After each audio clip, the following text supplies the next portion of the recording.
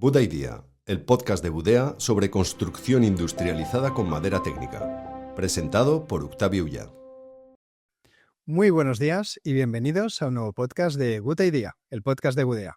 Hoy tenemos con nosotros a Diego Bestar. Diego Bestar es fundador y CEO de Urbanitae, un gran proyecto que permite democratizar la inversión en activos inmobiliarios, en proyectos de desarrollo, y que permite al mismo tiempo a promotores que puedan ampliar su negocio, que puedan hacer más proyectos de los cuales el capital que tienen disponible les permitiría.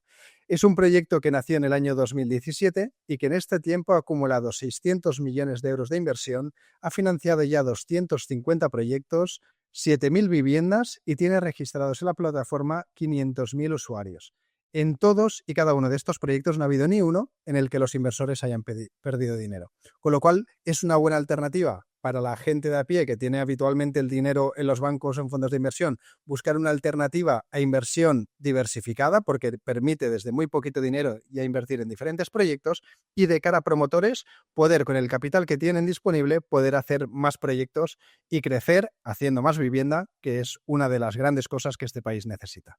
Os dejo con este interesantísimo podcast. Seguro que lo disfrutáis. Adelante. Buda Idea, el espacio para hablar sobre construcción industrializada con madera técnica en el que se dan cita los protagonistas y referentes del sector en España. Pues muy buenos días. Como hemos dicho en la intro, hoy estamos con Diego Bestar. Buenos días. ¿Qué tal? Buenos días, un placer estar aquí. Y con mi socio Pablo Medina. Buenos días. Buenos días, Octavi. Hola, Diego. Buenos días. Muy bien, pues súper contentos de traer este proyecto Urbanitae al podcast. Si quieres, Diego, primero haz una mini intro tuya, personal, para que la gente se sitúe y luego ya entramos en el proyecto. Muy bien, pues nada, mi nombre es Diego Bestar, soy el fundador y CEO de Urbanitae. A nivel personal, bueno, pues qué contaros, tengo 42 años, soy emprendedor casi en serie, ¿no? Es la tercera empresa que monto ya. Sin duda la más exitosa y la más grande, y bueno, pues monté Urbanitae en el 2017 con el objetivo de poder encontrar una fuente de financiación alternativa para el sector promotor que fuera estable, fuera fiable y fuera institucional, como aquel que dice, ¿no? Y aquí estamos ya 8 años después, y aquí andamos. Muy bien, has dicho como una fuente alternativa, ¿no? a la banca, pero también has dicho fiable. ¿Cuál es el problema que visteis en el mercado? ¿Por qué no estaba ya bien resuelto como estaba? Bueno, más que un problema es una manera en cómo se compone estructuralmente la financiación en nuestro país, ¿no? En nuestro país es quizás uno de los países más bancarizados del mundo, donde más del, bueno, se estimaba, cuando empezamos con Urbanitae, se estimaba que más del 90% de la financiación que necesita y que conseguía el sector promotor venía de la banca, ¿no? Y esto no tiene por qué ser problemático hasta el momento en el que la banca cambia la dinámica y cierra las puertas o las compuertas de la financiación, ¿no? Con lo cual es un país altamente bancarizado y que además no tiene y no tenía, sobre todo por aquel entonces, muy desarrollada la financiación alternativa. Por ponerlo en contexto, ¿no? Para entender dónde está uno, lo mejor es mirar alrededor y ver dónde están los demás, ¿no? Y uno mira a los países que nos rodean. Y es verdad que en Europa el porcentaje de la financiación bancaria siempre es alto. Por ponerlo en contexto, en Estados Unidos más del 80% del capital que va al sector promotor es capital alternativo a la banca, no bancario. ¡Ostras! En Reino Vale. Unido está más o menos 60% alternativo, 40% bancario. Y en nuestro país estamos pues por encima del 85% bancario y el resto financiación alternativa, ¿no? Entonces, en ese momento uno ve eso y ve la necesidad de vivienda y la necesidad de promover que se preveía ya por aquel entonces y dijimos, oye, todo apunta a que la banca se está concentrando, todo apunta a que la financiación alternativa va a ganar espacio y bueno, pues aquí hay que encontrar fuentes de financiación alternativa distintas a las que ya hay, ¿no? Para compensar un poco ese desequilibrio que hay. Y en efecto, pues esto ha ocurrido, ¿no? En los últimos años nosotros hemos visto cómo la banca se ha ido replegando, cómo la financiación alternativa va ganando hueco y las expectativas y las perspectivas para los próximos años es que se siga ampliando ese porcentaje que ocupa la financiación alternativa y que la banca se repliegue y se mantenga muy ligada a lo que ya financia, ¿no? Que es cosas muy puntuales y muy específicas con unos parámetros muy marcados. Claro, porque ¿se considera financiación alternativa todo lo que no sea bancario? Porque, a priori sí, todo lo que no es bancario se considera alternativo, ¿no? La palabra alternativa viene más ligada a tradicional es bancario, no bancario es alternativo. Y aquí es importante porque muchas veces en el mercado se habla de la financiación vía deuda, es decir, los préstamos que como promotores le pedimos al mercado o al banco en este caso, pero no hay que olvidarse también que hay una parte que es el equity, es decir, el capital que aportan los promotores y que históricamente el promotor o ha aportado todo el equity, es decir, todo el capital necesario para poner en marcha el proyecto hasta que ya puede conseguir la financiación bancaria, o lo ha puesto él en su totalidad, o ha tenido socios que le acompañaban, ¿no? Y esto es muy habitual. Nosotros vemos a promotores que nos dicen, yo es que llevo trabajando con socios financieros que aportan el capital conmigo desde hace mucho tiempo. Vale. Y lo que buscan en Urbanitae precisamente es un canal regulado y estructuradito para organizar ese capital, ¿no? Esos socios que van a acompañarles en lo que es la promoción de un proyecto. Vale, vamos a poner un poco la foto, ¿no? de cómo está sin estos mercados alternativos, ¿no? Y a ver qué patas puede cubrir Urbanitae y los mercados alternativos, ¿no? O sea, tras la crisis, como has dicho, hubo un proceso de concentración. Los bancos parece que no tienen interés en crecer mucho su exposición a este riesgo, ¿no? A riesgo promotor. Y entonces, en general, lo que yo he visto es que al promotor le dice, mira, tú pon el dinero de tu equity, de tu bolsillo o de la gente que convenzas que te invierta para el terreno y para el proyecto, y cuando ya hayas conseguido unas preventas de un X%, entro yo y te financio la construcción. Así es como funciona la mayoría de proyectos, ¿no? Entonces, ¿qué es lo que vosotros entráis? ¿Como competencia del banco en esa parte de deuda? ¿Como ayudar al promotor en la parte de equity, de qué es lo que le cuesta normalmente el terreno y el proyecto? ¿Dónde podéis entrar? Pues mira, como bien comentas, el banco después de la destrucción absoluta del sector promotor que vino después de la gran burbuja que sufrimos en este país, pues marca unas nuevas reglas del juego, ¿no? Y una de las reglas principales es que el banco no financia con deuda la compra de suelos. Con lo cual, los promotores igual tienen capacidad técnica y de equipo de hacer 5 promociones, pero no tienen capacidad económica de, valga la redundancia, enterrar el capital necesario para comprar 5 suelos, porque al final ese dinero va a estar ahí parado durante mucho tiempo, ¿no? Entonces el promotor lo que ha hecho es, ante la imposibilidad de financiar la compra de suelo, o aportar el capital y reducir el número de operaciones que hacen, o encontrar socios que aporten parte del capital y en vez de hacer 3 proyectos con su propio dinero, hacen 6 encontrando un socio, o 6 o 12 o los que sean, encontrando un socio capitalista, ¿no? Entonces, bueno, pues ese socio capitalista históricamente ha sido gente del ámbito profesional y personal del propio promotor, gente que conoce el promotor y que acompañan en las inversiones, ya sean family offices, gente con capital, distintas entidades, ¿no?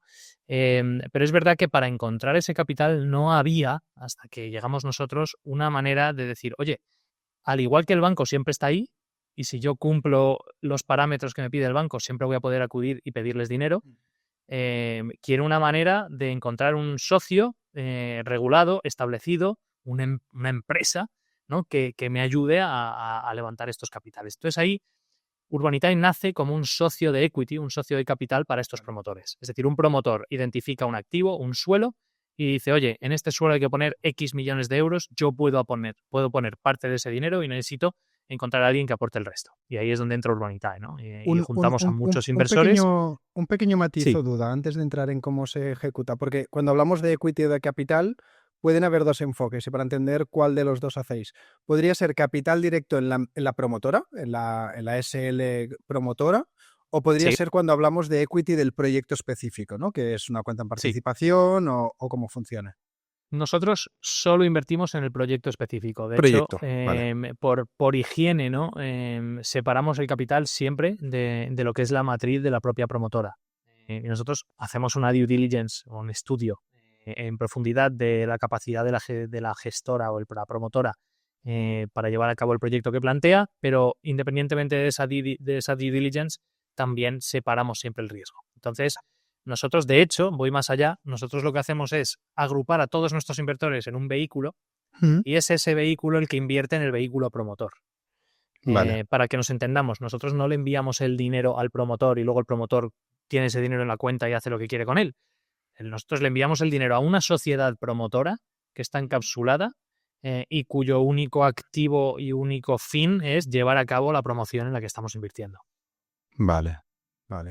Y entonces, en esa SL, que es como la que liderará ese proyecto, un socio es el propio promotor y el otro socio son toda la gente que viene a través de Urbanitae. Eso es. Nosotros al final agrupamos a todos los inversores en un vehículo. Vale. Pues normalmente son miles de inversores y luego tenemos también coinversores para proyectos algo más grandes. Tenemos coinversores que invierten también en directo en la sociedad promotora, que pueden ser family offices, fondos de inversión, etcétera, y que acompañan y coinvierten con la base crowd, que se compone de miles de pequeños inversores.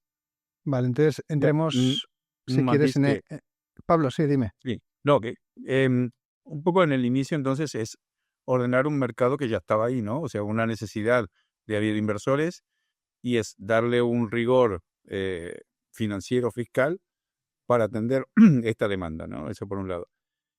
Y luego también lo que hablaba del resto de los países, ¿no? Que creo que tiene que ver también con qué renta te queda sobrante como para poder invertir, ¿no? Hablando, porque entiendo que son pequeños inversores y que era a partir de 500 euros.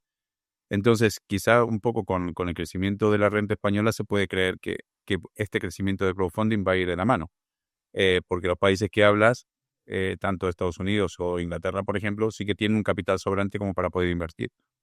¿Esto es Fíjate, así? Pablo, es una buena reflexión y es una reflexión muy intuitiva, pero curiosamente no es del todo aplicable al caso, ¿no?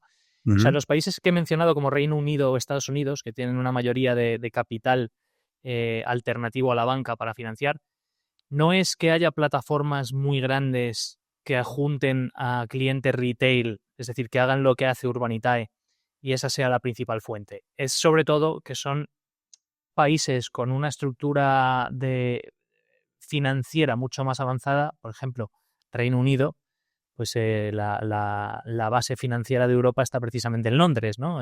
Si consideramos Reino Unido y Europa. Y hay muchos fondos de inversión, muchísimos más fondos de inversión que invierten activamente en el sector promotor. Entonces, claramente, como bien apuntas, ¿no? En el caso de España, según la capacidad económica de la población general aumenta, pues esa gente necesita colocar el dinero e invertirlo en algún sitio. Dicho esto, hay un cálculo que es que hay más de un billón español, no un billón americano, hay más de 1 billón de euros parado en las cuentas bancarias no remunerado. Entonces, Sí, esto es increíble. Dinero hay para invertir. ¿Qué ocurre? Y la gente quiere invertir en el sector inmobiliario.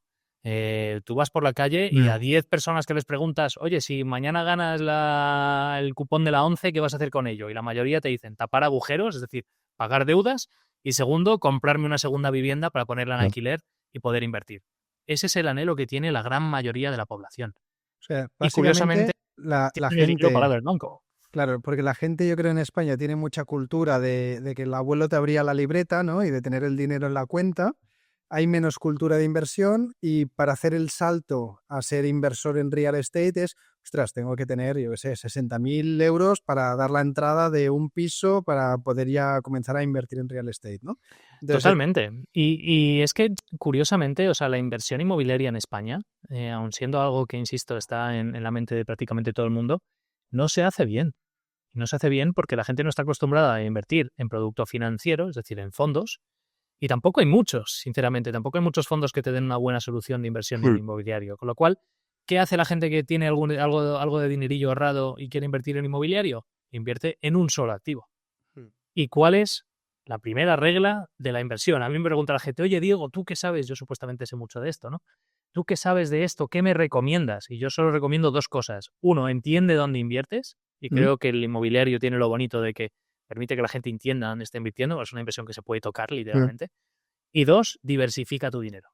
Esas son las 2 normas. Si tú entiendes dónde inviertes y diversificas bien tu dinero, tienes el 80% de la batalla ganada. Entonces, a partir de ahí, ¿qué ocurre? Que el inmobiliario, para diversificar históricamente en el inmobiliario, o eras millonario, ¿no? Y tenías tu portfolio de propiedades, o era inviable, ¿no? Esto para una persona normal y corriente que pueda tener no ya 50 ni 60, alguien que tenga 150 o 200.000 euros, ¿cómo diversifica en inmobiliario de forma razonable, ¿no? Entonces, bueno, pues gran parte de lo que pretende Urbanitae es, número uno, darle acceso a oportunidades de inversión profesionales y con un rigor, como has comentado, Pablo. Y número dos, permitir que la gente diversifique. Por poco capital que tenga, diversifique.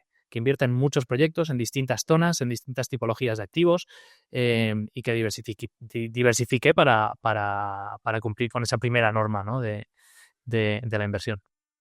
Muy bien. Al final vosotros sois un marketplace, ¿no? Que tenéis por un lado los promotores con sus proyectos y por el otro lado la gente que quiere invertir, ¿no? En el promotor creo que ha quedado claro. Lo que el banco no le ofrece, esa parte de equity que tiene que poner de su bolsillo y hacer poquitos proyectos o buscarse por su cuenta inversores para hacer algunos más proyectos, pues vosotros se lo dais de una forma más estructurada y que si va haciendo bien las cosas puede ser más consistente. Y a los inversores lo que les ofrecéis es esa posibilidad de invertir en un proyecto tangible, entiendo que con una rentabilidad mayor a lo que le da el banco, ¿no? Bueno, el banco, si volvemos al billón de euros que hay ahora mismo Esos no les da perdiendo nada. valor en las cuentas, sin lugar a dudas, la rentabilidad es más alta. Es verdad que la rentabilidad de la promoción inmobiliaria sigue siendo muy atractiva, ¿no? Y vosotros que promovéis, sabéis dónde están ahí los márgenes.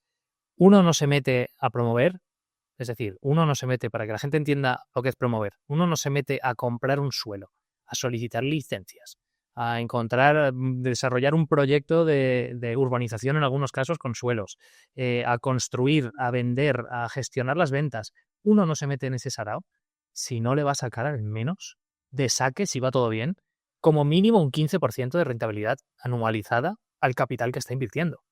Porque es que no tiene ningún sentido. Al final hay mucho riesgo y te puede ir bien, te puede no ir tan bien y tienes que tener cierto margen para poder vivir y pagar las nóminas y luego llevarte algo a casa y poder también desarrollarse a nivel humano, ¿no? Entonces, porque esto lo explico porque mucha gente mira las rentabilidades que hemos obtenido y levantan la ceja diciendo, oye, debéis estar asumiendo un riesgo del carajo.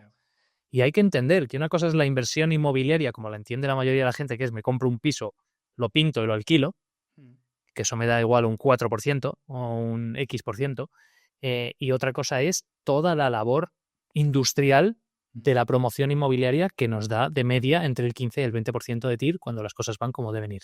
Porque la gente sí. que obtiene como promesa Sí. un tipo de interés fijo o este proyecto, el día que se venda, repartimos los beneficios entre todos los que hemos invertido, tanto promotor como inversores de Urbanitae. Pues obtiene ambas cosas. Nosotros tenemos dos modalidades principales de inversión. Una es la de inversión en deuda, es decir, no acude a nosotros un promotor y en vez de ir al banco, decide voy a ir a Urbanitae para pedirle un préstamo. Y entonces en ese caso pues nos plantea el proyecto, nosotros lo analizamos, entendemos las garantías y le damos un préstamo con una garantía hipotecaria, que es la que garantiza el dinero que le estamos dando, con un tipo de interés y un plazo definido. Esos tipos de interés van entre el 10 y el 12%, dependiendo un poco del riesgo que se esté asumiendo y dónde esté el proyecto en ese momento. Y esos son los proyectos de deuda, que son más garantistas que los proyectos de equity, porque al final pues tú tienes un plazo, un estimado y una garantía que hay detrás que vale más que el préstamo que estamos otorgando, ¿no? Y luego está el otro caso, oye, nos juntamos entre todos, ponemos el dinero suficiente para sacar este proyecto adelante y cuando entreguemos el último piso, le entregamos la llave al comprador, nos sentamos, cuánto queda en el banco y nos lo repartimos en la proporción que hayamos aportado cada uno, ¿no?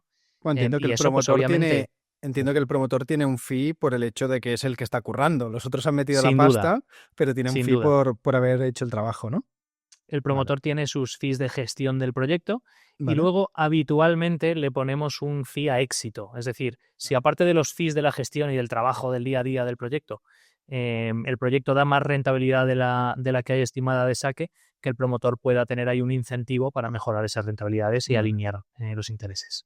Muy bien. Has mencionado una cosa súper interesante y podemos centrar un poquito, ¿no? Porque has dicho, cuando la gente ve esas rentabilidades piensa, debe haber mucho riesgo. Y has dicho que no, ¿no? Pero se podría pensar, si los bancos no quieren hacer eso de financiar la parte de suelo, de financiar la parte de proyecto y solo se quedan con la fase de construcción, cuando ya hay unas ciertas ventas es por riesgo, ¿no? Entonces, cuéntanos un poco el por qué crees que no hay riesgo o por qué no entran los bancos y cómo analizáis los proyectos, porque entiendo que una de las variables clave para vosotros es asegurar que el default o el no devolver el capital se mantiene en cero, ¿no? Sí. A ver, riesgo hay, sin lugar a dudas, ¿eh? No quiero decir que no haya riesgo. Digo que es verdad que la percepción de la rentabilidad igual induce a pensar que hay un riesgo elevado. Y la realidad del asunto es que el inmobiliario no deja de ser una inversión conservadora. Dentro de que es una inversión conservadora, es decir, todos nuestros abuelos y nuestras abuelas invirtieron en inmobiliario en algún momento, ya fuera con su propia casa o la casita del pueblo, lo que fuera, es algo que entendemos es una inversión conservadora. Dentro de la inversión inmobiliaria, pues hay cosas más conservadoras y menos. Y la promoción probablemente sea lo menos conservador de la inversión inmobiliaria, ¿no? Dicho todo esto, nosotros hemos hecho ya más de 600 millones de euros en inversión, hemos hecho más de 250 promociones, creo que hemos construido ya casi 7.000 viviendas con el capital o estamos en ello. No hemos perdido dinero en ningún proyecto. Hay proyectos en los que hemos prácticamente recuperado el dinero y un poquito de rentabilidad, hay proyectos que hemos sacado mucha más rentabilidad de la estimada y otros que hemos sacado menos. Es decir, hay riesgo de variar y hay riesgo de perder capital. Todos los que hayamos promovido durante mucho tiempo sabemos que hay proyectos en los que se pierde capital.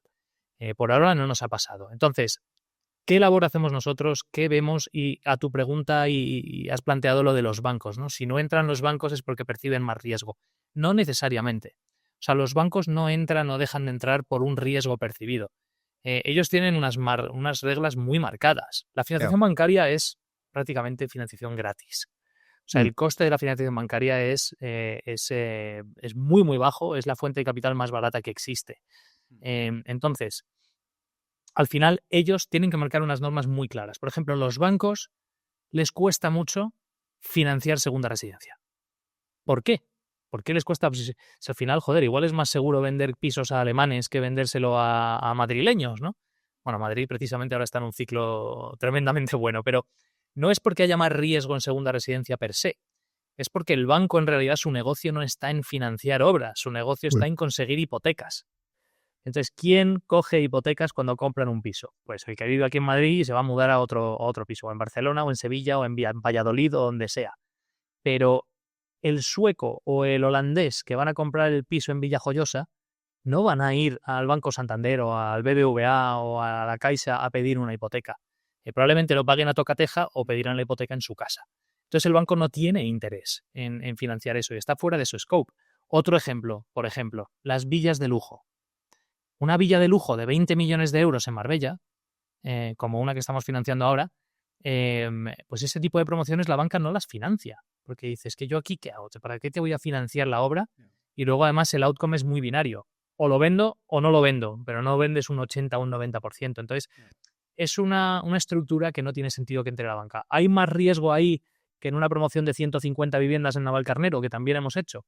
Pues sinceramente, no tiene por qué. Es decir, el loan to value de la villa de lujo, el valor que hay detrás que garantiza mi inversión es enorme. Nosotros estamos prestando a menos del 50% del valor del activo. Es decir, si un activo vale 10 millones, yo le doy 5. Entonces tengo detrás muchísimo valor. El riesgo es muy bajito, pero es verdad que está fuera del scope de la banca, ¿no?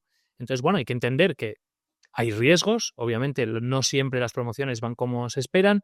Muchas cosas que pueden ocurrir, pero a priori es una inversión que sigue siendo conservadora. Entiendo que vosotros podríais estar haciendo muchos más proyectos de los que hacéis y lo limitáis precisamente porque tenéis un análisis de riesgo potente que os asegura que los proyectos que presentáis sean buenos, ¿no? Es decir, no cualquier proyecto que os viene lo ponéis en la plataforma. Mira, me encanta que me hagas esta pregunta porque no me la hacen lo suficiente. Y nosotros tenemos un comité de inversiones formado por nuestros directores de real estate. Tenemos un director especializado en deuda, otro en equity, otro en commercial real estate. En ese comité incluimos a 2 personas externas a Urbanitae que no forman parte de nuestra plantilla, con lo cual no tienen ningún tipo de incentivo comercial de cumplir objetivos, como aquel que dice. Luego tenemos a nuestro director de Asset Management, que es luego el equipo que se encarga de que los proyectos vayan bien y de estar encima, con lo cual él tiene el incentivo contrario, asegurarse que los proyectos son buenos para no tener luego que lidiar con proyectos problemáticos. Y sin el OK unilateral de todos los y universal de todos los componentes del comité, no se aprueba un proyecto. O sea, y una vez que se aprueba mayoría, un proyecto, es unanimidad. Es unanimidad. Y una vez que Vale. se aprueba un proyecto, se inicia el proceso de due diligence técnica, jurídica y comercial. Y una vez que se pasan las due diligence, es decir, le encargamos a terceros que hagan un estudio de mercado. Ya hemos hecho nosotros el interno, pero en ese momento lo pasamos a externos. Un estudio de la estructura jurídica y de tema urbanístico y un estudio técnico de cómo se va a poder construir por ese coste, etcétera. Y una vez que pasa esos checks, se vuelve a pasar por comité y se ratifica. Y se dice, oye, los checks han pasado. O aquí hay un red flag, vamos a ver cómo se solventa. Entonces hay que pasar 2 veces por comité y entre medias hay un proceso de due diligence. Todo esto para contaros de forma muy, muy extensa el hecho de que nuestro ratio de aprobación, sobre todo con promotores que no conocemos, es bastante bajo. Somos muy selectivos a la hora de elegir proyectos porque entendemos que el éxito de Urbanitae pasa obligatoriamente por el éxito a largo y medio y largo plazo, de que los proyectos vayan bien y los inversores se fíen de que están invirtiendo en un sitio que ha hecho sus deberes. Sí, cuando hablabas de la tasa de éxito, evidentemente estaba relacionado con las due diligence iniciales, que lo ratificas. Así es fundamental, ¿no? Y al final, lo que has preguntado, Octavio, de si podemos financiar mucho más de lo que ya financiamos, la respuesta es sí. Tenemos mucha más demanda que oferta. Tenemos una base de inversores muy voraz a la hora de invertir y es habitual que en Urbanitae los proyectos se financien en segundos. Abrimos un proyecto y se financia muy, muy rápido. Pero al final es una responsabilidad enorme que tenemos de velar por los intereses de los inversores y aún así, y aún siendo así de selectivos, todavía hay muchos proyectos en los que tenemos que remangarnos y ayudar a los promotores a sacarlos adelante, porque incluso en un buen ciclo inmobiliario como el que estamos ahora mismo, todavía hay cosas. Subidas de costes de construcción salvajes que ha habido después de la guerra de Ucrania, por ejemplo. Subidas de tipos de interés, falta de suministros, las obras se han ralentizado muchísimo. Todos los proyectos que iniciamos en el 22 están sufriendo retrasos de 6 meses, 12 meses. Entonces, bueno, todo este tipo de cosas hay que capearlas. Dices arremangarnos y ayudar. ¿Qué es lo que podéis hacer o qué es lo que hacéis habitualmente? Pues mira, desde en algún caso en el que las promociones estaban atascadas porque el promotor no salía o no estaba llevando a cabo el proyecto correctamente, meternos y meter un promotor distinto para que lleve a cabo el proyecto. Este es el caso más extremo y hemos tenido 2 casos.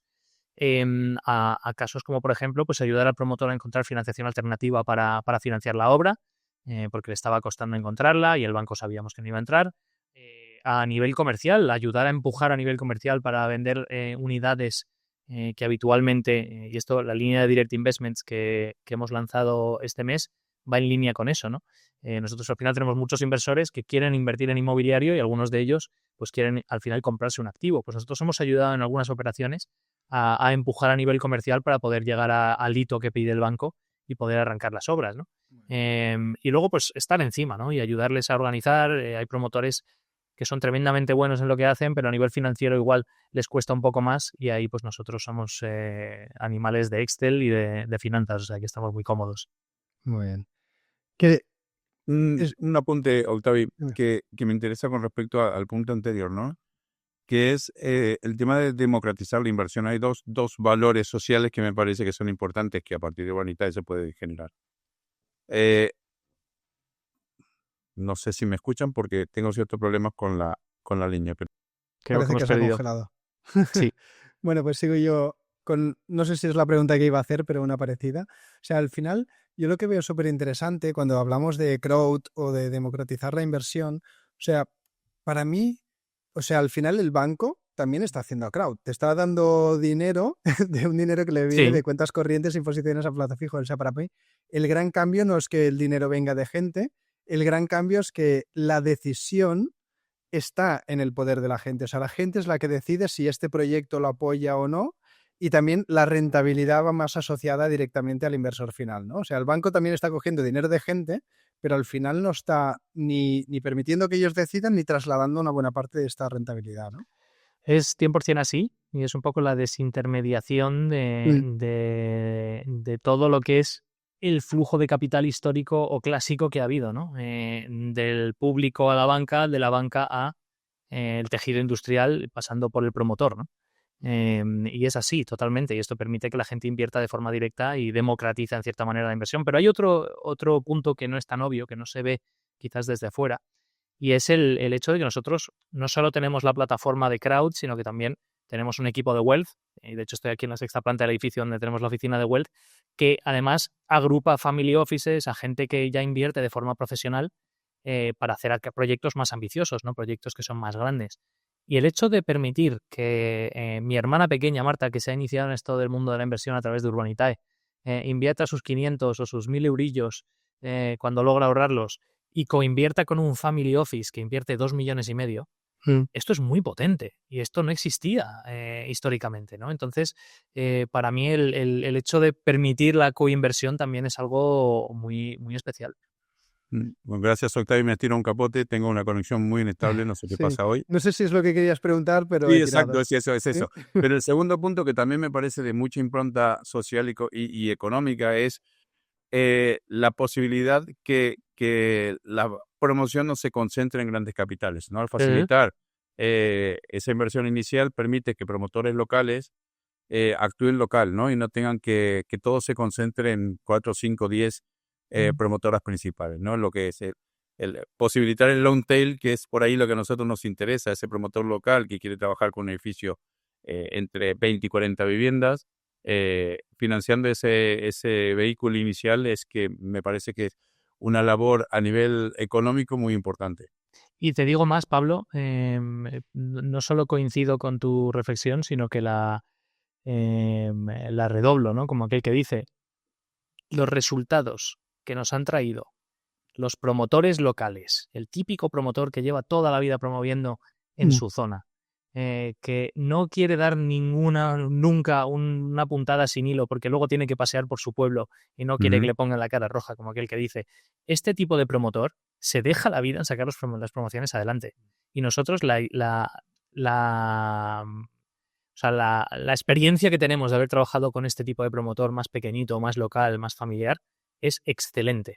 Excelente, y me atrevería a decir que es probablemente incluso mejor que con las grandes, y también trabajamos con las grandes. Entonces, bueno, lo difícil es llegar a ellos y que ellos entiendan que tienen una solución de financiación alternativa como la nuestra, ¿no? Pero es verdad que cuando hemos trabajado con ellos históricamente ha sido una experiencia excelente.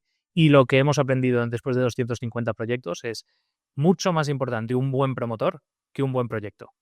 Y ojo a lo que digo, un buen promotor tiene la capacidad de sacar un mal proyecto adelante y un mal promotor te coge el mejor proyecto de la península y te lo hunde. Y esto lo tenemos hipercontrastado. Muy bien. Entonces, vamos a ver, a este promotor que aún nos conoce, ¿qué le dirías? ¿Cuándo tiene sentido que se acerque? Es decir, de la parte habitual que decíamos, ¿no? De lo que era habitual hasta ahora, tú pones el dinero del terreno y del proyecto y el banco te financiará la construcción. ¿Dónde podéis entrar vosotros? Tú me has hablado de equity, de deuda. No sé si la deuda es sustituta de la del banco o es una deuda que coge parte de la de equity, ¿no? ¿Cuánto dinero tiene que poner él al final? Si antes tenía que poner X, entiendo que igualmente tiene que poner algo para que se juegue ahí su patrimonio también en el proyecto.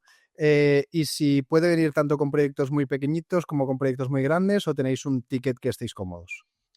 Pues mira, vamos al tema de plazo. ¿Cuándo tiene sentido que vengan a vernos? Todo lo que pueda ser ganar o avanzar antes de acudir a nuestros inversores va a ser bienvenido por la base inversora. Al final nosotros lo que tenemos que encontrar es el equilibrio entre el apetito inversor y las necesidades del proyecto, ¿no? ¿A qué voy? Si tú me traes un proyecto a 48 meses, va a haber mucha menos demanda en la plataforma que si me lo traes ya a 20 y pico meses porque ya está avanzado. Entonces, nosotros estamos habituados a entrar en las promociones en la fase de equity, cuando se ha pedido licencia o se está a punto de pedir la licencia, y normalmente pues los promotores ponen unas arras en un suelo, van desarrollando el proyecto y un mes antes de que venzan las arras y haya que poner el capital, pues acuden a nosotros un mes y pico antes y, oye chicos, tengo este proyecto, la licencia está al caer o ya me la han dado, la comercialización está o no se ha iniciado, depende un poco de los proyectos, pero necesito que alguien me acompañe para comprar ese suelo, ¿no? Entonces, bueno, pues podemos entrar en una fase muy temprana en la que ni siquiera hay licencia, pero es verdad que cuanto más cerca esté de poder empezar la construcción, menos plazo y más apetito inversor. Y menos riesgo también para nuestro comité de inversiones que pueda aprobar el proyecto. Sobre el capital que tienen que aportar los inversores, los promotores, sí. Necesitamos que el promotor aporte capital, que tenga skin in the game, no solo las ganancias que pueda tener, que eso, pues obviamente todos los promotores quieren conseguirlo, pero también tiene que tener capital invertido. Aquí normalmente como mínimo pedimos el 20% del equity total. Entonces el promotor aportaría el 20-30%, nosotros el 70 o el 80%, depende de cómo caigan los capitales, y ahí es donde entramos. En el caso de la deuda, normalmente la mayor parte de la deuda que hacemos es deuda para construir. Vale. Entonces cuando ya tiene licencia de obras y ya está listo para construir, podemos empezar a construir y darle deuda. Digo normalmente porque tenemos casos, por ejemplo, con cooperativas que nos funcionan muy bien, que ayudamos a la cooperativa a adquirir el suelo con un préstamo puente, cuando el banco ya ha dicho que va a entrar, pero tienen que tener el 80% vendido, por ejemplo. Entonces dices, oye, pues tienes el 50%, yo te doy un préstamo puente y el banco va a entrar y va a sacar el préstamo puente mío cuando llegues a la comercialización. Y aquí hemos hecho bastantes proyectos de este tipo que funcionan muy bien y la verdad es que con el problema de demanda que tenemos en nuestro país, el riesgo es bastante pequeño. Vale, entonces entiendo que para un promotor lo ideal es, yo ya he puesto las arras en este terreno, he comenzado a desarrollar el proyecto y yo tendría el dinero para desarrollarlo solo, pero a lo mejor ya no podría hacer otros proyectos. Entonces, si consigo la financiación de Urbanitae, me permitirá hacer otros proyectos, ¿no? Porque veo arriesgado el decir, ostras, si no tengo más duros y Urbanitae me dice que no, ostras, pierdo las arras y el proyecto. O sea, lo ideal es que sea un facilitador de crecimiento más que un, ostras, todo o nada en este proyecto, ¿no? Sí, y hay otros dos casos. A veces, ya con los promotores con los que tenemos cierta relación, les decimos, antes de poner las arras, ven a verme. Vale. Vamos a estudiar el proyecto juntos. Vamos a ver si lo vemos viable. Nosotros, además yo les digo a los promotores de confianza, utilizar a mi equipo para hacer una due diligence. Joder, yo tengo gente que está todo el día haciendo proyectos, no hay nadie en España, salvo las entidades bancarias, que vea tantos proyectos y financie tantos proyectos como Urbanitae. Aprovechate de mí, joder. Envíame los proyectos, yo los analizo, hago el estudio, veo las 8 obras que tengo en el mismo municipio y te doy mi feedback. Y yo te puedo decir, oye, adelante con las arras, cuando avancemos yo voy a entrar o me gusta el proyecto. Y ya puedes ir sobre seguro. Y hay otro caso que es, fíjate, el contrario. Un promotor que necesita capital para un suelo y que tiene otros proyectos en los que ha metido todo su dinero. Tiene el dinero enterrado en esos proyectos. Y yo le digo, Vale. ¿por qué no te haces un RICA? Tráeme ese proyecto que ya tienes con licencia y que eso estás también al lo podéis 10% hacer. construyendo. Vale. Yo entro, tú ya le sacas parte del capital que has aportado y parte de esa ganancia y con ese dinero ya lo utilizas tú para comprarte otro suelo o lo que sea. Mis inversores no van a necesitar tanta rentabilidad en ese momento porque ya el proyecto está muy avanzado, tú puedes sacarte parte del beneficio ya y ya entro contigo para terminar el viaje, ¿no? Y utilizas ese dinero fresco para otro proyecto en el que quieras invertir, otro suelo en el que quieras ir invirtiendo. Y esto nos pasa habitualmente cuando el promotor todavía no nos conocía, cuando empezó a promover en esa promoción que ya tenía avanzada. Eso tiene mucho sentido, porque al final libera un capital que ya está en una fase distinta, ¿no? Que ya tiene a lo mejor un menor riesgo. Así es. Y lo dedica ese capital a lo que él aporta más valor, ¿no? Que sea arrancarlo. Así es. Y ahí en ese caso pues podemos, para no quedarnos, porque muchas veces nos dice el promotor, claro, si yo ya he corrido todo el riesgo, ahora te vienes tú a llevar el pastel. Pero pues ahí menor, somos justos, ¿no? Lo que hacemos es maximizar, o sea, ponerle un cap a nuestro upside, perdonar la terminología, pero es la que utilizamos. Sí, una limitación digo, vale, a la ganancia máxima, ¿no? Yo tengo un 13% de TIR preferente y a partir del 13 te llevas tú todo. Vale. Entonces, al final, mis inversores se están protegiendo en el downside, cubren su 13% de TIR y a partir de ahí el promotor que se lleve el resto, yo encantado. Y los inversores también, porque al final, pues obviamente el riesgo es menor para nosotros y la rentabilidad debería serlo también.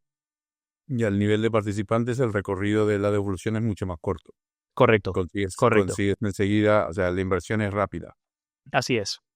Entonces, bueno, esto, el apetito inversor en proyectos de este tipo, pues obviamente es mucho más alto. Nuestro inversor es bastante, o sea, prefiere cosas seguras con menos rentabilidad que cosas que en las que ellas perciben que hay, o ellos perciben que hay mucho más riesgo, pero mucha más rentabilidad. El inversor, por lo general, es un inversor conservador. Has dicho que no habéis tenido ningún proyecto donde se haya perdido dinero. ¿Ha habido algún proyecto donde no se haya logrado la financiación? No. ¿Tampoco? Todos los proyectos que hemos publicado hemos levantado el capital que perseguimos. Y la mayoría con sobredemanda. Genial. Hemos hablado antes de empezar a grabar, que habéis hecho el edificio con estructura de madera más grande de España, ¿no? Oceánica, que ha estado en este podcast. A ver, Cuéntanos un poco lo he hecho fue, Nuovit. Sí. ¿vale? Pues es un proyecto que para los que lo conozcan es un proyecto que es una pasada. A mí soy un amante desde hace muchos años, incluso mucho antes de Urbanitae, de todo lo que tiene que ver con la construcción con estructuras ligeras de madera, sobre todo. Yo me crié en Estados Unidos y Vale. viví habituado a esta tipología de obras, y de hecho cuando me construí mi casa me encabezoné bastante con hacer una estructura de madera, una casa de madera, pero al final no lo pude hacer. Pero vamos, dicho todo esto, el proyecto que hicimos con Nuovit de Oceánica es un co-living, un edificio de co-living espectacular en Málaga, y bueno, pues es un proyecto que, como yo ya sabía, está cumpliendo con los plazos de obra con creces, de hecho mejorándolos por todas las eficiencias que supone la construcción y cómo lo han planteado, y es un proyecto que ha tenido mucha repercusión, ¿no? A nivel arquitectónico y constructivo, pues es un proyecto, como dices, el más grande de estructura de madera, que está teniendo una repercusión importante, y los inversores están felices con él porque, insisto, que los plazos, que al final es lo que más se fijan los inversores, se están cumpliendo o incluso mejorando. ¿Se puso en valor el tema de sostenibilidad en la plataforma? ¿Visteis interés por parte de los inversores o solo importa plazo rentabilidad? Me encantaría decirte lo contrario, pero la respuesta creo que ya sabes cuál es. La verdad es que la gente mira plazo, rentabilidad y riesgo. Y el riesgo que perciben, pero bueno, al final es un co-living en Málaga, sabemos cómo está Málaga. La verdad es que el enclave y la tipología de proyecto eran muy apetitosos ya de por sí. Ahí se unen varias cosas. O sea, para el éxito, esta financiación con este modelo que es a la vez tan auditado, ¿no? Tan seguro de alguna manera, con un proyecto muy bien diseñado, y muy bien adaptado a un sistema constructivo y un sistema constructivo eficiente, ¿no? Justo. Entonces, cuando se juntan toda la cadena de valor para llegar a un producto, la cosa parece que es fácil. Yo el mensaje que le lanzaría a todos los promotores de España, con los que ya hablo casi con todos, es que se animen a trabajar más en este tipo de sistemas constructivos, porque al final al capital lo que nos da es más certezas, menos plazo. El plazo, esto yo creo que en España no se entiende por la falta de educación financiera que tenemos, pero el Totalmente. dinero, el tiempo iguala dinero. No es lo mismo un 15% de TIR a 4 años que un 15% de TIR a 18 meses. Es decir, el coste financiero y de rentabilidad del proyecto es muy, muy inferior si el plazo se acorta. Entonces, es fundamental, ¿no? Porque un inversor pues no necesita cosas muy, muy rentables si se van a hacer en el corto plazo. Claro. Porque la TIR, si es un inversor profesionalizado, la TIR es un binomio de plazo y rentabilidad, con lo cual si yo acorto el plazo no necesito tanto margen. Y esto me permite bajar precios, poder vender a precios inferiores. Ahora se habla tanto de que el precio empieza a ser un problema, ¿no? A la hora de vender. Pues parte de solución de ese problema es acortar plazos. 100%. Sí, igual al final, a un inversor no profesionalizado o que no entienda de TIR o de costes indirectos, lo que sí va a entender es que no hay mano de obra posible para construir de manera tradicional. O sea, eso es evidente. Sin lugar a dudas. Sin lugar a dudas. Sí, al final lo que apuntabas, Diego, esto yo me acuerdo de hacer el cálculo y todo, ¿no? De decir, si reduces el plazo, incluso con algo menos de rentabilidad, podrías sacar la misma rentabilidad sobre el capital, ¿no? Porque Sin ese duda. mismo dinero se mueve más veces.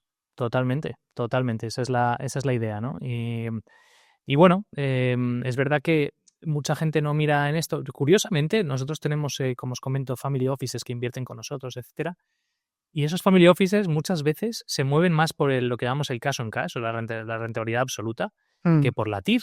Y dirías tú, oye, pero si esta es gente profesional Dicen, ya, pero yo no voy a movilizar mi dinero. Si tú me das una TIR del 40%, pero me devuelves el dinero en 5 días, yo he movido mi dinero y al final le he sacado 3 euros. Claro. Entonces, a veces lo que buscan es optimizar el cash on cash. Es decir, yo quiero un 50% de rentabilidad. Sí, el múltiplo. Si me la puedes dar en 2 años, cojonudo. Pero si tiene que irse a 5, pues me la das en 5. Entonces, bueno, al final depende un poco del inversor al que le estés hablando. Se fijan más en unas cosas que en otras. Claro, es buscar un equilibrio. O sea, al final, una rentabilidad muy alta, muy pocos días, pues no te sirve mucho, o en un importe muy pequeñito no te sirve mucho, pero muy largo, pues acaba siendo una TIR muy baja, ¿no? Correcto. Vale, para ir acabando, porque nos quedamos sin tiempo, nos comentabas que habéis sacado recientemente un nuevo proyecto, ¿no? Una nueva línea de negocio en Urbanitae. Sí. Cuéntanosla muy brevemente para que, por si puede haber alguien que le encaja más o en qué se basa. Pues seguro que alguien está escuchando esto y le va a encajar más. Al final, hemos sacado una línea de negocio nueva que se llama Direct Investments y la hemos sacado porque nos han llevado ahí nuestros inversores. O sea, a mí no me han agarrado del pelo porque no me tengo pelo, pero casi, y me han llevado a, oye, dame este producto, ¿no? Nos lo piden a gritos. Y es precisamente lo que hablábamos antes de que hemos ayudado en la comercialización de muchos proyectos que hemos hecho. Y al final lo que hemos visto es que nosotros tenemos más de 500.000 de usuarios en la plataforma que han acudido a Urbanitae para invertir en inmobiliario. Y un porcentaje nada pequeño de esa base que viene a Urbanitae para invertir en inmobiliario piensa que va a invertir en inmobiliario como ellos lo conocen, que es comprándose un activo. Y al final pues acaban invirtiendo en crowdfunding, ¿no? O algunos se van y se compran un activo a través del idealista clásico. Entonces nosotros decimos, vale, tengo una base de inversores que quieren comprar activos. Por otro lado, tengo promociones, estoy poniendo en carga 2.000, 3.000 viviendas de obra nueva todos los años a través de mi red de promotores que acuden a mí a financiarse. ¿Por qué no hacemos ese match? Tengo inversores que quieren comprar activos, tengo promotores que necesitan venderlos. Y voy más allá. La oferta de valor al promotor es, antes de que empieces la comercialización, con los fees que eso conlleva, vamos a reservar un número determinado de unidades y vamos a ofrecérselo a la base inversora. Y a los inversores le ofrezco la de, oye, entra antes de que se empiece la comercialización, vas a entrar a un precio mejor que los precios del final de la promoción, que al final solemos levantar el precio para sacarle más rentabilidad, vas a entrar bien. Y además el inversor que compra vivienda, vuelvo a lo de antes, tiende a ser un inversor que es bastante conservador. Entonces, conceptualmente es, oye, una inversión inmobiliaria que a mí no me dé dolores de cabeza, que se pague sola con el alquiler. Si es obra nueva, pues igual no estoy comprando al mejor precio de mercado, porque igual pues puedo conseguir un piso en una zona ocupada, lo que sea, que me dé 2 puntos más de rentabilidad. Pero la mayoría de inversores no piensan así. Piensan en, yo quiero algo que no me dé dolores de cabeza, que se pague solo y que el día de mañana se lo queden mis hijos, ¿no? Y a ese inversor tenemos muchos en la plataforma, con lo cual haces ese match y dices, oye, potencio que los inversores puedan adquirir un activo que nosotros hemos analizado, hemos hecho un estudio de mercado, les ayudamos en todo el proceso de compra, de financiación, de escrituración, toda esa parte, y que puedan invertir también de forma directa en este tipo de activos. Y luego tenemos la parte de segunda mano, que también les ayudamos a encontrar oportunidades de inversión de segunda mano en el mercado que sean muy bien seleccionadas por nosotros y que a priori se estén comprando a buen precio. Vamos a huir de la típica de 90.000 euros en zonas limítrofes, queremos ir a cosas un poco más prime o premium, pero bueno, tendremos un poco de todo. Vale, o sea, para el primer modelo, ¿no? Para entenderlo, ¿podría ser que un mismo inversor compre un piso de una promoción que está haciendo y después también entre en el equity de ese proyecto y un mismo proyecto que te venda pisos y además entre en la plataforma para buscar financiación? Los proyectos que vamos a publicar de obra nueva son casi en exclusiva proyectos que se han financiado a través de la plataforma. Vale. Y los inversores que compran los activos normalmente son inversores que han invertido en ese proyecto. Lo ven y nos dicen, oye, que yo quiero un piso de estos. Entonces esto nos pasa habitualmente. Qué bueno, después de 8 años de trabajar ya has creado un tejido de confianza, ¿no? Que te permite hacer ese cruce, ¿no? de venta cruzada prácticamente. Es. Así es. Y al final es un win-win, ¿no? Para el inversor y para el promotor. Y nosotros al final, pues, lo que pretendemos es, a través de Urbanitae, crear una plataforma de inversión digital en el sector inmobiliario, ¿no? Y a priori pues hemos empezado a través de la promoción inmobiliaria, pero a futuro también pues tendremos productos alternativos que le den servicio a todo el que quiera invertir aquí, ya sea un pequeño inversor con 500 euros o una gran fortuna que tenga 50 millones de euros y quiera invertirla aquí en España. Hostia, no sé si lo que voy a decir es una tontería, pero si le das media vuelta más, teniendo todo ese equipo de análisis, los inversores que compran pisos pero también pueden financiar y el promotor que sabe trabajar con un ayuntamiento, sacar los proyectos y tal, casi te conviertes en una plataforma habilitadora de promoción delegada. En cierta manera sí, y la realidad, Octavio, es que en España el modelo de la promotora clásica está en vías de extinción. Y si uno se fija en las promotoras grandes, al final son promotoras delegadas porque ya no tienen suelos históricos en balance, casi ninguna.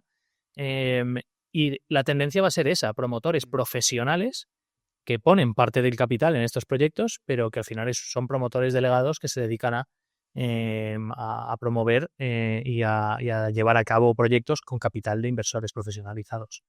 Claro, y con un objetivo, con un proyecto definido también casi por ese inversor, ¿no? Que dice, Correcto. Yo quiero que me crees este tipo de proyecto, tú sabes hacerlo, yo te pongo el capital y el tipo de proyecto que necesito y me lo quedo, ¿no? Tenemos promotores con los que hemos hecho ya más de 10 proyectos y lo que les ha cambiado la vida a Urbanitae en el día a día es que ya, o sea, su negocio no lo conciben sin el socio que tienen aquí al lado, que es Urbanitae, con lo cual a la hora de plantear proyectos nuevos, vienen desde la base, ¿no? Antes de poner las arras en un suelo nos lo traen. Oye, chicos, ¿cómo veis este? Mira, yo creo que aquí podemos hacer tal y cual. Encajaría de esta manera, vosotros entráis en tal fase. O sea, ya nos tienen como su socio principal a la hora de planificar las promociones del futuro. Muy bien. En eso, un poco en línea también de nuestro pensamiento, que es línea equipos consolidados, ¿no? Ahí parece que hay un equipo consolidado entre financiación y promotor. La constructora, ¿cómo entra? Hay constructoras también que entran en ese equipo y se amplía un poco más el equipo incorporando constructoras, y en esa repetición vuelven a jugar el mismo papel. ¿Te refieres a si nosotros vamos a ampliar equipo nosotros como Urbanitae para meter un componente de constructora o del promotor, te refieres? Promotor, constructor, financiación. Sí. Bueno, nosotros hemos trabajado con promotoras constructoras, hemos trabajado con promotoras que tienen luego constructoras contratadas, hemos trabajado con constructoras que pasan a ser promotoras, o sea, hemos visto un poco lo total, bueno, pues todos los casuísticas, ¿no? Pero tradicionalmente es un promotor que cuenta con una constructora, una licitación y arranca con una constructora externa. Muy bien. Pues deberíamos ir acabando porque nos quedamos sin tiempo. Acostumbramos a pedir al final que alguien diga, o sea, que cada uno diga una frase con lo que se queda o con lo que le gustaría incidir que la gente se quedara. Entonces, comienzo con Pablo porque para ti es un atraco y así tienes 2 segundos para pensártelo. Muy bien. No, a mí creo que lo que el gran valor porque para invertir hay muchas vías, ¿no? Pero el gran valor que le veo de conocimiento que he podido captar y lo que he podido leer es esa opción de democratizar tanto la inversión por un lado, pero la de la promoción inmobiliaria, ¿no? Que es porque ahora cada vez vamos más a pocas marcas con mucha incidencia, ¿no? Y muy dominantes. Y entonces la posibilidad de poder financiar al promotor local me parece a nivel social y territorial súper importante, ¿no? Que esa variante no la había visto cuando había leído cosas de Urbanitae. Muy bien. ¿Diego? Pues a ver, yo le lanzaría un mensaje al lado de mi marketplace, que es del promotor. Y le diría que hay una nueva manera de financiar su negocio que es mucho más ventajosa para el promotor y mucho más fiable que la que han tenido hasta ahora y que es absolutamente complementaria con la banca. Nosotros tenemos una excelente relación con los principales bancos de España. Toda la parte que hacemos de equity al final se financia con bancos, con lo cual estamos muy acostumbrados a hablar con ellos y somos un player histórico dentro de su cartera, nos conocen perfectamente. Y para el promotor, la verdad es que esto cambia la película por completo. Y le da una capacidad y una recurrencia y una fiabilidad de saber que aquí tienen una fuente de capital con la que pueden contar siempre, que yo creo que puede cambiar por completo la manera de trabajar. Con lo cual, invitaría a cualquier promotor que no haya hablado con nosotros o que vea esto y diga, esto me suena un poco complejo o raro, que se anime y que nos escriba, porque tenemos mucho capital que quiere invertirse y tenemos ya a nuestras espaldas más de 250 promociones. O sea que les invitaría a echarnos un vistazo, o que sea por curiosear, que seguro que salen de aquí contentos. Muy bien. Pues yo me quedo con cómo las crisis duelen, pero cómo pueden permitir a veces florecer nuevos proyectos y nuevas cosas, ¿no? Y en este caso, cómo ha permitido pues, que crezca un proyecto como Urbanitae. Has comentado 600 millones, 250 proyectos, 7.000 viviendas, 500.000 usuarios, con 0 proyectos donde se haya perdido dinero, con lo cual es evidente que es un proyecto ya validado y que ha surgido a través de un cambio, ¿no? Con lo cual, enhorabuena por este proyectazo en el que estáis y nada, adelante. Pues oye, muchísimas gracias. Un placer compartir este tiempo con vosotros y nada, nos vemos en la plataforma. Igualmente, muchas gracias, Diego. Gracias, Pablo. Adiós. Muy buenos días. Hasta luego. Gracias por escuchar un nuevo episodio de Buda Idea, el podcast de Budea. Te esperamos en el próximo programa para hablar de lo que más nos apasiona, la construcción industrializada con madera técnica.